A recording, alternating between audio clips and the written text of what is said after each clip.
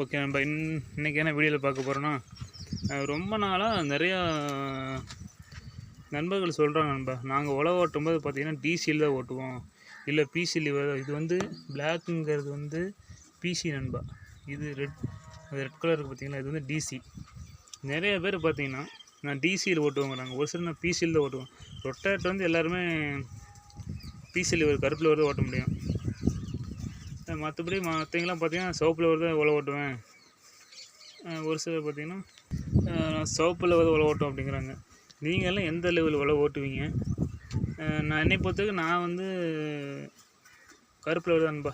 வந்து முதல்ல ஒரு வண்டி இருக்கும்போதும் கருப்பில் வருதான், இப்போயும் கருப்பில் வருதான். ஒரு சிலர் டீசல் வரணும்னா லைட்டாக ஒரு நூல் வந்து நிறுத்தினாலும் டக்குன்னு மேலே தூக்கும், ஒரு நூல் கீழே இருக்குனாலும் டக்குன்னு ஃபுல்லாக இறங்கிக்கும். அது அட்ஜஸ்ட்மெண்ட் தான்.